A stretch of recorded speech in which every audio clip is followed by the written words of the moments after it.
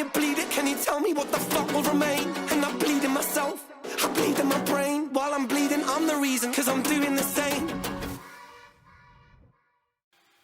Hey, a very good day to you, and welcome back to part 4 of my series Ren the Bard, in which I am curating and exploring and diving into the themes of Ren's work.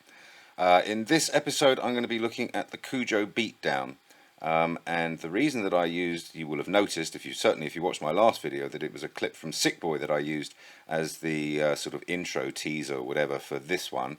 And I did that, well, for 3 reasons actually. Firstly, I didn't want to use any of the Kujo Beatdown itself, right? I wanted to reserve that in all of its brutal glory for the video itself. Secondly, they are connected to each other, both thematically and actually. And so I mentioned in the last video, I told you to listen out for the voices in the choir. That is part of a backing track that was provided by a music producer called Kujo. Ren bought the beat from Kujo to use in Sick Boy. And so that's the actual connection between them. And then the thematic connections, the 2 things I mostly talked about in the Sick Boy video were this notion of the dehumanization that we experience at the hands of institutions and bureaucracies, because they function very much like a machine. Paul Kingsnorth writes about this notion of the machine, which is taking over everything, reaching into every corner of our lives, seeking to control absolutely all aspects of existence. And of course, 8 billion individual free human beings would be impossible to control. And so in order for the machine to do its job of seeking to control everything, it has to turn us into reductions of humans, data sets, entities, legal fictions, these kinds of things. Paul Kingsnorth writes that the project of modern humans is to build a machine to replace God. In other words, we don't need nature anymore. We can control everything. And so the way that links to this is that having been thoroughly dehumanized, living in an environment where we are constantly dehumanized and turned into some kind of a reduced version of a human being, we start to see each other as inhuman, as subhuman, as non-human, and therefore feel free to exploit and parasitize off of each other. And so not only do we have the machine parasitizing off of us, harvesting our attention, we are also parasitizing off of each other, usually in some kind of opportunistic manner. And I believe that parasitism is at the very heart of what this video is all about. The second thing I talked about a lot was this tendency that we have, to pop a pill to mask a symptom rather than deal with the underlying cause, and that was a metaphor for what we do culturally, failing to address the actual problems that sit in front of us, and instead are content with dealing with some stripped down, oversimplified straw man version of it to make ourselves feel better, right? Oh good, we've dealt with the problem, where we haven't actually. All we've done is mask some little symptom of the problem. And so Ren in this video, in my opinion, is saying, no, you will not fucking parasitize off me. I am a human being. I demand to be seen and treated as one. And I am not going to just, oh well, that's how it is, I'm just going to take it. So he is refusing to ignore this symptom of parasitism that takes place between human beings. Human beings parasitizing off of each other. Because they have been so dehumanized, they feel it's okay, it's acceptable. Everyone else is doing it, why shouldn't I? And so rather than ignore and suppress that symptom, he is making a stand against it. And I must warn you, a pretty brutal one. Before I get into the song itself, it's going to be necessary for me to explain some of the context to you. You can see the fullness of this if you like. Ren put out a video, about 45 minutes, something like that, which explained the whole history of the situation with all the documentation and so on. He goes into it in great depth. So I will give you a brief synopsis, but if you would like the full story, I will link to that video in the description of this one as well. So like I said, Kujo is a music producer. He creates beats and samples for other artists to use in their work. He sells it. So this is his page on BeatStars, and if I click over here on Show All, you'll see the samples that he has available for sale. And there's lots and lots and lots of them, and I'll scroll down a little bit, but I'm not going to get anywhere near the end. I haven't actually got to the end of the scroll. There's hundreds and hundreds of offerings on his BeatStars page. So BeatStars is like an exchange, right, where People like Kujo, producers, can put their work up and make it available to people, and artists can browse through the stuff available on BeatStars, see what works for them, and buy a sample to use in their work. There are various different kinds of licenses that you can buy. Ren bought the sample that was used in Sick Boy. He bought an unlimited license, which gives him the option to use it as he wishes, right? He can stream it on any platforms. There's unrestricted use with an unlimited license. Now, you may remember I mentioned in the last video to just take note of the children's choir that was singing in the background, and this is a Bulgarian choir that Kujo used as part of the sample that he created.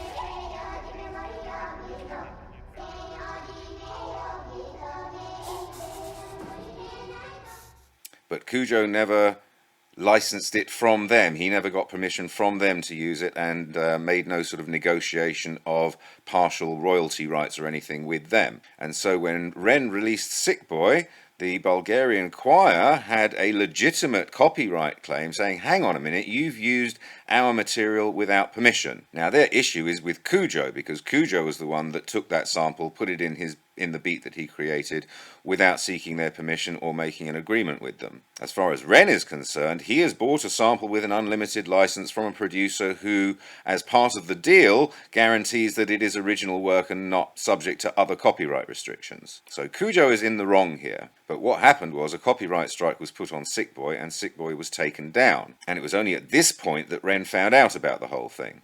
And so he reached out to Kujo to try and figure something out, right? And there was a back and forth, again, the details in that video that I mentioned before. But the long and short of it was, Ren made several very generous offers to Kujo to try and come to terms, including getting together and collaborating on a song which would be released, and they would share the royalty, they would share the rights to it 50-50. And this would have been a very lucrative thing for Kujo, because Ren is very much an up-and-coming rising star. But Kujo dug his heels in and was determined that he wanted a slice of Sick Boy, and Ren was not prepared to give away a slice of Sick Boy, because, as I mentioned before, Sick Boy is very important to him. And so at the time of making this song, the Kujo Beatdown, Sick Boy was suspended under a copyright strike. It has since been reinstated, but at the time of making, Sick Boy was under a copyright strike, and Ren was pretty pissed off. So I think that's enough context for you to understand the video. Okay, let's get into it.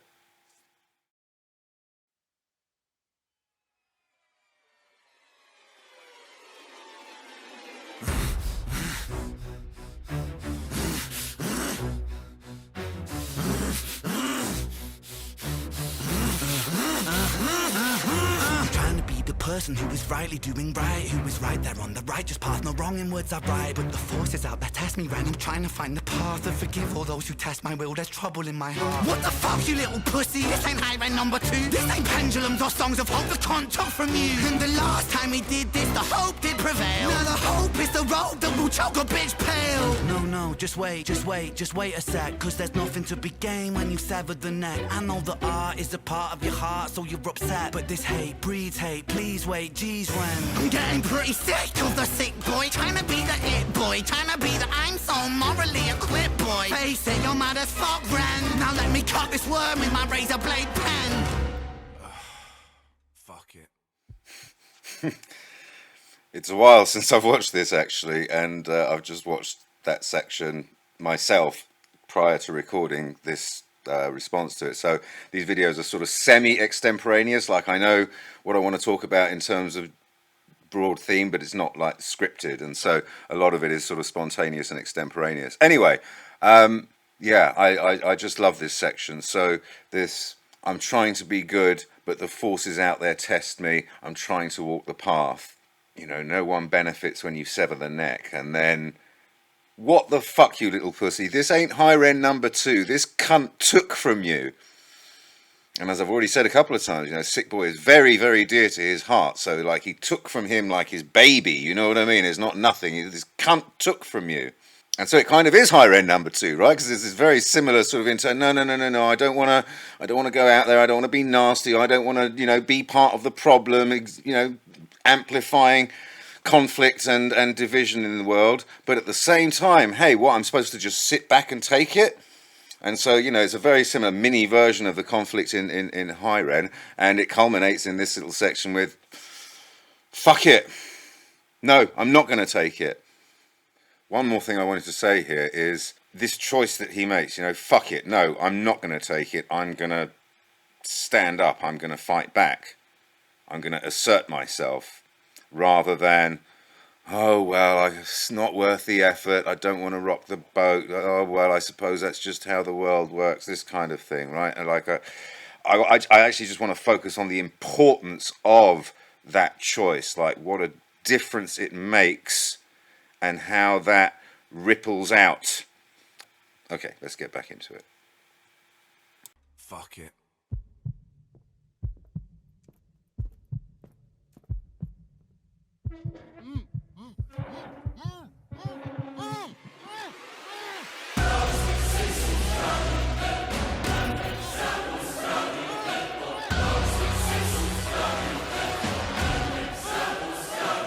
Hi Kujo, please don't try to struggle, hear me out, see I'm on your side really. Well, I was, till I found you could get a little greedy. Push your luck a little far. There's a moral, little Jimmy, of the cookie and the jar. See the needy and the greedy, they're just trying to fill a hole. So they take and then they take and still the empty in their soul. They feel so hard done by, poor little you. Wanna take from me big, then I'll take from you too.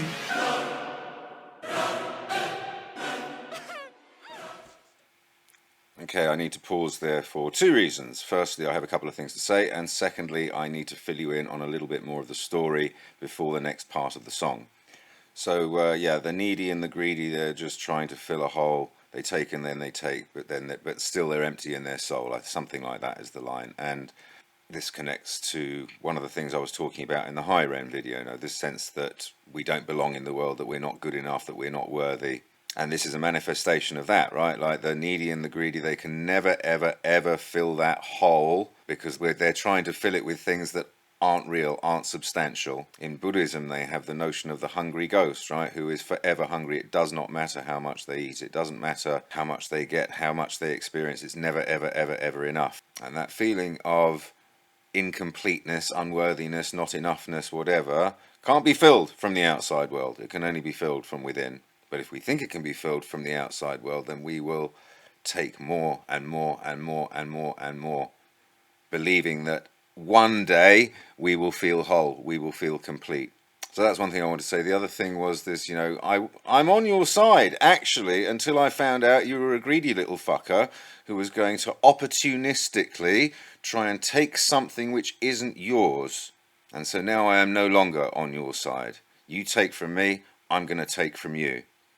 And you may think, well, two wrongs don't make a right, right? We're always told two wrongs don't make a right. And sure, there's some truth to that. But by virtue of the fact that he's a well-known artist, Ren has an opportunity to make a stand on principle here, make an example of this guy without actually bringing him to any harm, possibly some financial harm, and can make a very clear statement that this kind of behavior is not acceptable. Opportunistic trying to profit off of the backs of others when you had nothing to do with it and you have no right to it, especially when that thing is unusually precious to the person that you're attempting to take it from.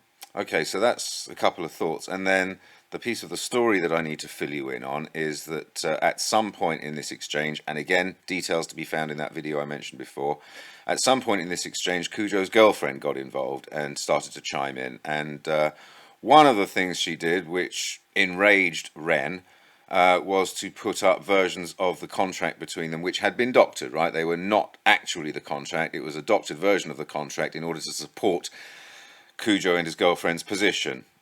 And so the duplicity and dishonesty of that really got Ren's back up. You will see the significance of what I'm telling you during the next part of the song. So let's get back to it. I think I'm going to play it to the end from here.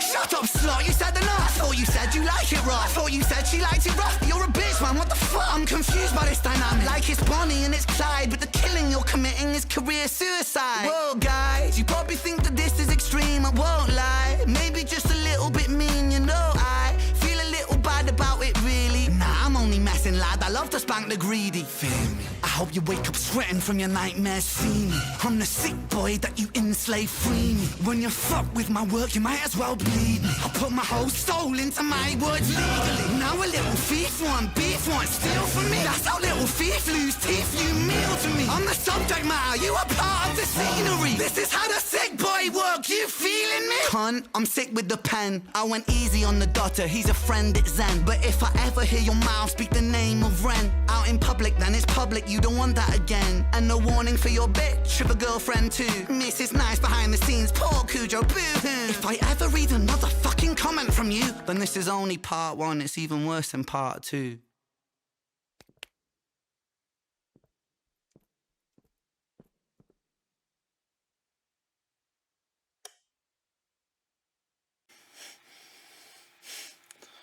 It really is fucking brilliant. Brutal, as I said at the start. Undeniably brutal, but wow. Alright, so a few things to say by way of closing.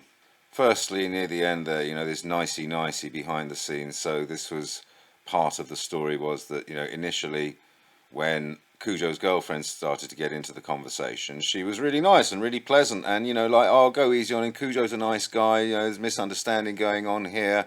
He's done lots of work for lots of people who are all really happy with him. And Ren was kind of taken in by that initially. And as I say, it turned out that she was actually quite duplicitous and underhanded. And so if it seems as though he was being, as he said, unnecessarily mean, well, and I guess this leads into the sort of most important thing that I want to talk about here, that, the use of shame, public shaming, is done all too often these days, and it's a horrible weapon to wield against someone. However, I believe there are occasions when shame as a weapon can be wielded righteously, and I think this is an example of that. He really lays into him in this song. Unreservedly, unashamedly, unapologetically, and publicly. And I think it takes a lot of courage to do that. And this is something he would not be able to do if he had a record label. And just on the subject of record labels, apart from this particular spat with Kujo, this idea of people who have nothing to do with the creative process whatsoever claiming ownership of the work of artists, this has been going on for a very long time. And it is just not right. And so I see this song, apart from the statement it's making about the particular situation, I see it as also making a larger statement about people with entitlement and money and power and position claiming ownership of things so that they can profit from the ownership of them without doing anything to contribute to the creation of them. And so, as I've mentioned in an earlier video, Ren I believe to be a really big-hearted, generous-spirited guy. But try and parasitize off him, try and take what's dear to him, and you're going to see a very ferocious side to him as well. And I love that he's willing to share the entirety of his experience and the entirety of his being with his audience so forthrightly and so bluntly. Blunt is a good word for this song. Just one final reflection on this. I see this certainly to myself. I wouldn't say it of anybody else, but certainly to myself. I see it as a little bit of an example, like that I can think of many occasions in my life where I know that I've been wronged. I know I've been taken advantage of. I know I've been exploited, and I kind of just let it go because, who needs the hassle sort of thing. And when it's not challenged, when it's not stood against, it prospers and it flourishes and it continues, right? And so I'm full of admiration for actually putting stuff on the line in order to make that stand, I mean, he's potentially got quite a lot to lose by being so vicious and brutal in public. He risks potentially a significant part of his audience, for example, or the rap community or whatever, turning against him, And if I look back at some of the instances in my own life where I haven't done that, I wonder why. I ask myself, why didn't I do that? What did I fear losing, or what did I fear happening? Excuse me, what did I fear happening if I did take that stand. And there's all kinds of things, right? Like the loss of respect of peers, or the loss of relationships, loss of job. You know, there's all kinds of things that we can fear losing. But like I said, if we let that fear stop us from asserting ourselves and taking that stand and pointing to the thing and saying, no, that's not right, that's not fair, that's not acceptable, that shall not stand. If we don't do that, then it becomes acceptable and it does stand. So there we go. I think that's all I have to say on this one. Just one final thing before I sign off. To those of you that actually watch these things to the end, and I know there's not very many of you, according to the analytics, it's like a third of the people that start finish them. But for those of you that do, I would be very interested. I'm actually trying quite hard to do these better, and I'm looking for feedback. I've been asking, people in my network for feedback, and I would really appreciate it from whoever it is I don't already know that watches these things. If you've got anything to say by way of constructive comments, I'd be really grateful to hear them. All right, thank you all so much for watching, and I will, as always, play you out with Ren and his friends on the streets of Brighton having some fun. Okay, see you next time. Bye-bye. I just feel like to go straight into Black Sabbath for Matt's like giving someone a massage and kicking them in the face. Yeah, man, let's fucking do it. Who wants to kick in the face? The people have spoken, Ren.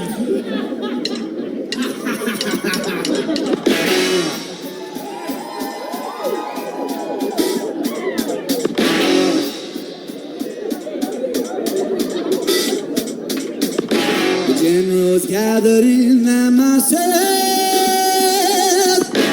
just like witches at black masses. Evil minds that plot destruction, sorcerer of death's construction. In the fields, the bodies burning, as the war machine keeps turning. And hatred to mankind,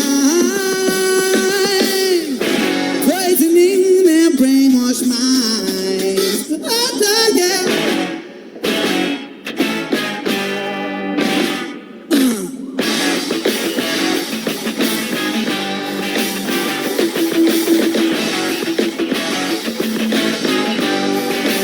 Killing in the name of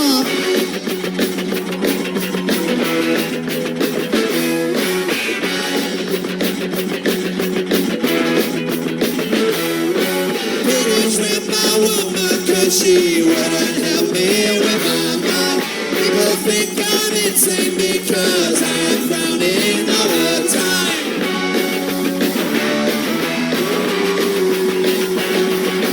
All along I think and nothing seems to satisfy. Think I lose my mind if I don't find something to pacify. Won't you help me? I can find my friend.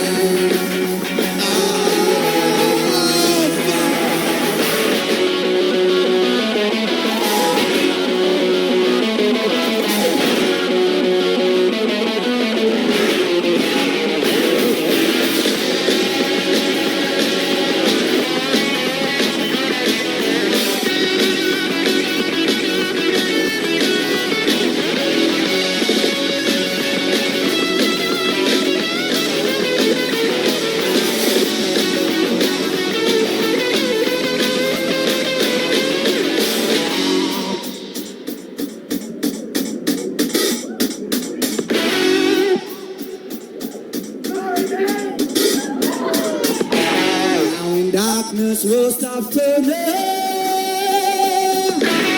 ashes when the body's burning. No more war, peace, holy power, and the God has struck the hour. In the fields, the body's burning, on their knees, the war, peace, crawling. And hatred to mankind, poisoning their brainwashed minds. And now they do what they told you. And now they do what they told you. exposure.